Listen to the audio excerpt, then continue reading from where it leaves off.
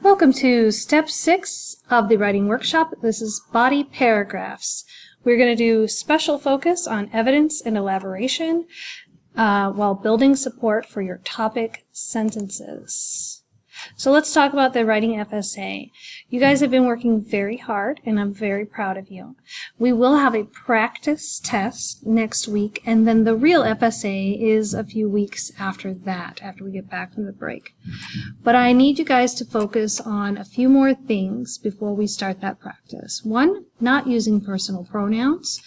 2, creating clear, controlling ideas or topic sentences. 3, using a variety of different kinds of evidence. And 4, most importantly, elaborating on your evidence and connecting it to your topic sentence, as well as working on your conclusions. So how do I say my opinion without using I, me, my, or mine? You want to say the same exact thing, but take out the pronoun. Let's take a look at these examples. I feel that it is gross to talk with your mouth full of food. It is gross to talk with your mouth full of food. One of these sentences sounds like I'm a little bit opinionated and picky, and the other one sounds like I'm an authority and a little demanding, and like I know what I'm talking about. The one that says I feel expresses my emotions, whereas the one that leaves it out sounds like a fact. And you want your opinions to sound like facts. So let's look at this next example. We all want to have freedom in our lives. All people should have freedom. One sounds like a fact, the other one sounds like an opinion. I believe children are the future. The children are the future. The first one sounds like an opinion, and the second one sounds like a fact. How would you rewrite the last one? I think it is important to tie your shoes before you go running. That's right. Simply leave the words I think out. It is important to tie your shoes before you go running. Now let's take a look at the evidence that we have here. I have put for my topic sentence, one thing humans and dogs have in common is that they process language in a similar way. And then I took the sentences about the hemispheres of the brain and I reworded it in my own words. This is still evidence, but it's something called paraphrasing. So it's important that when you paraphrase and you're not needing to use quotations because it's in your own words, that you are still citing your source and giving credit to the person who gave you these ideas. And I'll show you how to do that later. And then the second piece of evidence has quotation marks. Dogs understand both the meaning of words and intonation or tone of voice used to speak them. So I'm going to be using that as my quote. After I come up with my evidence, I need to think about how am I going to elaborate on that. And there are different ways you can do that. 1, you could explain the evidence provided. You could also evaluate the evidence based on other facts in the passages. You could provide a definition to the idea to help the reader better understand. You could also provide a comparison to the evidence. You could analyze it and make a prediction based on the evidence provided. And you could analyze to show cause and effect. These are all different ways that you can elaborate, and I'm going to discuss a few of them in the video, but I do want you to pause it and just take a look at these examples and how you could incorporate this type of explanation for your evidence. So right now let's look specifically at how we would explain the evidence that you've provided. In this case, this is a completely different essay about elephants. They're talking about how Africa lost more than 60% of their elephants to poachers. Now elaborating, they're explaining that that is more than half. You see how this has been proposed in a different way. It's more than half. At this speed, the elephants could soon die out. So they're talking about over time, and this is discussing over time what could happen, and the percentage is turned into a different way of looking at it. This is a great way to explain it if you are having difficulty figuring out how to elaborate. It's important to be careful when you choose this option because you don't want it to sound too repetitive. You don't want it to sound like you have just stated the evidence again. You have to give a little more information than what your evidence is actually providing, and your words have to be completely different. Another one is definition. In this case, the colony collapse disorder is one possible reason why honeybees are disappearing.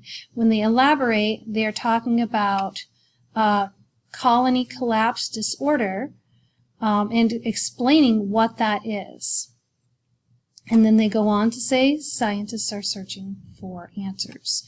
So explaining what something is another great way to elaborate on your topic. You could also provide a prediction, making sure that if you do this, that your prediction is relevant to the article and something that the article was definitely trying to get across to the readers. You don't want to be far-fetched and create a prediction that's not realistic. It needs to be something that you and anyone else could infer from the articles that you read. In this case, colony collapse disorder is one possible reason why honeybees are disappearing.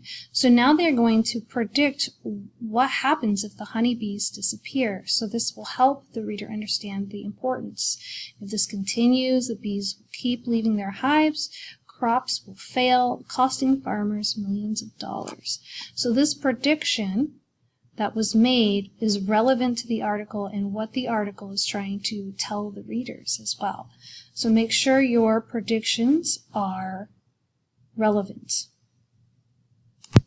Again, take this opportunity to re-watch this portion of the video so that you can read the types of evidence elaboration and the examples that are provided. So when you start writing, you're going to want to make your point, which is your topic sentence. Then you want to provide your evidence. What is the best evidence that supports this topic sentence? And then you want to explain why this evidence best supports your point. And I'm going to show you how to do that with the first body paragraph. Before I do that, I did want to give you this example that you can pause the video to read over if you would like an example of how someone else did it with a different topic. So this is their topic sentence, and these are their two pieces of evidence. The first two pieces of elaboration go to evidence number 1. The second pieces of elaboration, number 3 and 4, are going to go to the second piece of evidence. And I'll show you how to put those together in a little bit, but just look at how they have used different ways to elaborate on the same quote. So your introduction starts with your background information. Pet owners often contemplate the intelligence of their animals. People will often be surprised when their dog somehow seems to know things that people do. How do they know so much? This is because they have a lot in common with humans. The articles by Karen Bouliard and Karina Hurley display that similarities like memory and how they process language exist between dogs and humans. That's my introduction paragraph.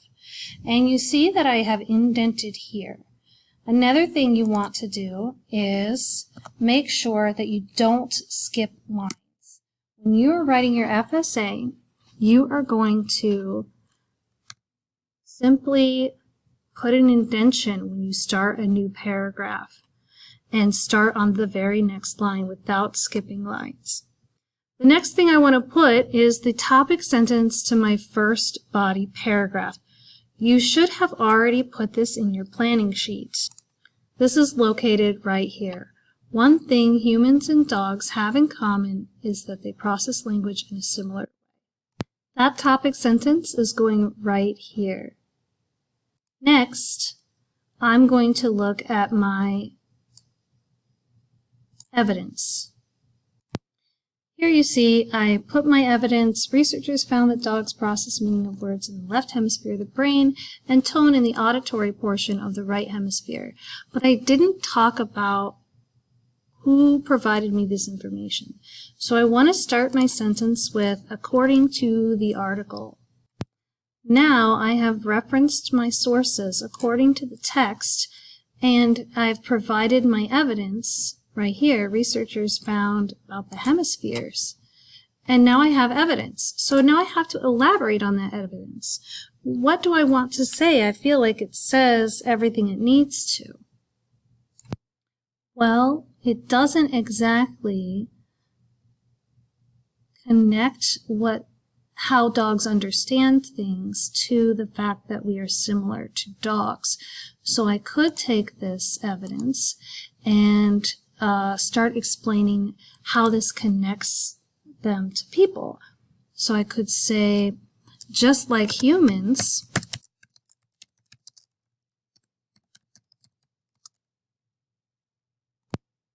dogs understand what is said as well as how it is said, using the same parts of the brain as people.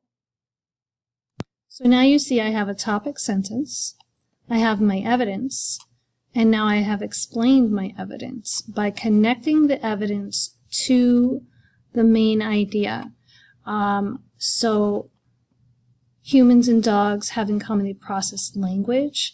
Then I talk about how dogs process language in certain parts of the brain. And then I connect the ideas by talking about how humans and dogs both understand how it's said and what is said using the same parts of the brain. So this paragraph isn't done yet. I still need to provide another piece of evidence and more elaboration. So I'm going to look at my planning sheet, and I see I have another piece of evidence here. So I'm going to go ahead and use that. So here I've decided to go ahead and put my other piece of evidence, and I'm using the transition in other words because my new evidence kind of says the same thing as my explanation. So in other words, according to source 1, you see here I have provided a source that I have gotten my information from. Dogs understand both meaning and intonation or tone of voice used to speak. So now I've explained my first piece of evidence with another piece of evidence, which is a really good idea. But I have to elaborate even further because I can't just explain my evidence with evidence, or else my whole essay is just going to be evidence. So a great way to do that when you are running out of things to say because you feel like, in this case, I feel like I've made my point, but I think a great way to elaborate here is to provide an example. And there are excellent examples in the article, but I'm going to create one that's similar to that. So let's see how I do that. Remember that story that the article tells at the very beginning about the dog being tricked to go to the veterinarian? That's what I used here, only I did it in my own words. This means that even if you try to use a happy tone when you tell your dog they are going to the veterinarian, they will understand the meaning behind your words that do not match your tone. So an excellent way to provide an example and elaborate further without plagiarizing. Remember, putting things in your own words is the key to writing a good essay and providing excellent elaboration. Now it's your turn. You need to write the second body paragraph on your own. You should already have a topic sentence about memory, so make sure you use that topic sentence, provide evidence to support the idea, elaborate on your evidence, then provide more evidence and elaborate again, using your planning sheet to help guide you. When you're finished, show your teacher.